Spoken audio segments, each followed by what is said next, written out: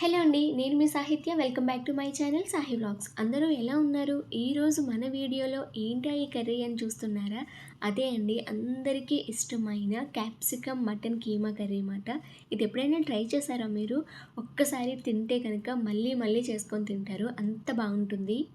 Mutton కీమాతో మీరు curry, pulao, next biryani ఇవి తిని ఉండొచ్చు. బట్ ఇలా క్యాప్సికమ్‌తో కూడా ఒకసారి ట్రై చేయండి. మీ అందరికీ ఖచ్చితంగా నచ్చుతుంది. మా ఇంట్లో మాత్రం ఇది చాలా స్పెషల్ రెసిపీ అనే చెప్పాలి. అందరూ చాలా ఇష్టంగా తింటారు. ఇది చేసుకోవడం మీకు ఎలానో చూసేద్దామా? ఫస్ట్ అయితే నేనిక్కడ ఇన్‌స్టంట్ పాట్ అయితే తీసుకున్నాను. మీరు కుక్కర్ కానీ లేదంటే జస్ట్ నార్మల్ కడాయి కానీ తీసుకోవచ్చు. ఇప్పుడు కాస్త హీట్ అయిన తర్వాత ఒక 2 స్పూన్స్ అయితే గీని యాడ్ చేయండి.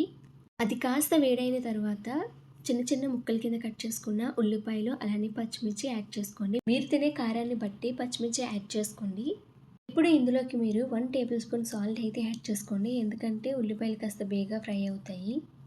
సాల్ట్ యాడ్ చేసేసిన తర్వాత ఒకసారి బాగా కలిపేసుకోండి. ఉల్లిపాయలు వేగిపోయిన తర్వాత ఇప్పుడు ఇందులోకి 1½ స్పూన్ అల్లం వెల్లుల్లి పేస్ట్ అయితే యాడ్ చేసుకోండి. అల్లం వెల్లుల్లి పేస్టు బాగా వేగాలి. అది పచ్చివాసన వచ్చింది అంటే కూర అస్సలు బాగోదు. సో పచ్చివాసన రాకుండా బాగా వేగిన తర్వాత అప్పుడు మీరు దీంట్లోకి పెద్ద సైజు టమాటో ఉంటుంది కదా, దాన్ని కట్ చేసుకొని ఇందులోకి అయితే యాడ్ చేసేసుకోండి.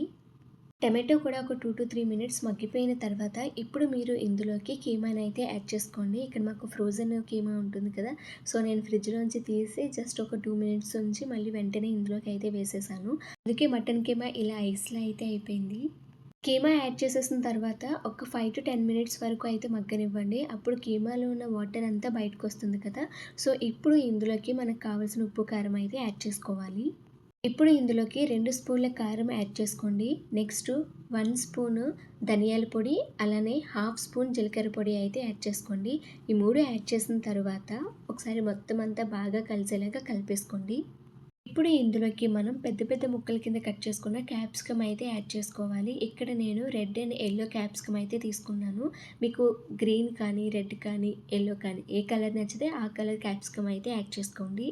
క్యాప్సికమ్ యాడ్ చేసేసిన తర్వాత ఒకసారి మొత్తం అంతా కలిసేలాగా కలిపేసుకొని ఇప్పుడు ఇందులోకి కొంచెం వాటర్ అయితే యాడ్ చేయాలి. ఎందుకంటే మనకి కీమా ఉడకాలి కదా, అందుకని. వాటర్ యాడ్ చేసేసుకున్న తర్వాత ఒకసారి మొత్తం అంతా బాగా కలిపేసుకొని దీని మీద మూత పెట్టేసి ఇప్పుడు దీన్ని 15 మినిట్స్ వరకు అయితే ఉడికించాలి. నేను ఇప్పుడు ఇన్‌స్టంట్ పాట్‌లో చేస్తున్నాను కాబట్టి నేను టైం అయితే సెట్ చేసేసుకుంటున్నాను. మీరు ఒకవేళ కుక్కర్‌లో కనుక వండితే కనుక ఒక 5-6 విజిల్స్ వరకు అయితే రానివ్వండి. లేక కడాయిలో అది వండితే కనుక ఒకసారి టైం చూసుకొని మధ్య మధ్యలో వెళ్ళి చెక్ చేసుకుంటూ ఉండండి. 15 మినిట్స్ అయిపోయిన తర్వాత ఓపెన్ చేసి చూస్తే వావ్! చూసారా ఎంత బాగా వచ్చిందో! చాలా టేస్టీగా ఉంటుంది. మీకు గ్రేవీలా ఉండాలి అంటే కనుక ఇక్కడితోనే స్టవ్ ఆఫ్ చేసేసి తీసేసుకోండి. లేదు మాకు కొంచెం దగ్గరికి కావాలి అనుకుంటే కనుక కొంచెం కాసేపు స్టవ్ మీదే ఉంచితే ఆ వాటర్ అంతా దగ్గరికి అయిపోతుంది కదా, దాని తర్వాత మీరు బౌల్‌లోకి తీసుకొని సర్వ్ చేసేసుకోవడమే. ఇంతే అండి. చాలా ఈజీగా క్యాప్సికమ్ మటన్ కీమా కర్రీ అయితే చేసేసుకోవచ్చు. ఇది తినేటప్పుడు మాత్రం నిజంగా వేడి వేడిగా వేడి అన్నంలో తింటే ఆహా! ఎంత బావుంటుందో.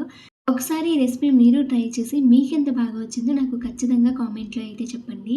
నేనైతే మీ అందరికీ ఈ వీడియో నచ్చిందని అనుకుంటున్నాను. మీకు గనుక ఈ వీడియో నచ్చితే ఖచ్చితంగా లైక్ చేయండి. అలానే సపోర్ట్ చేయండి. మళ్ళీ నెక్స్ట్ వీడియోలో కలుద్దాం. బాయ్.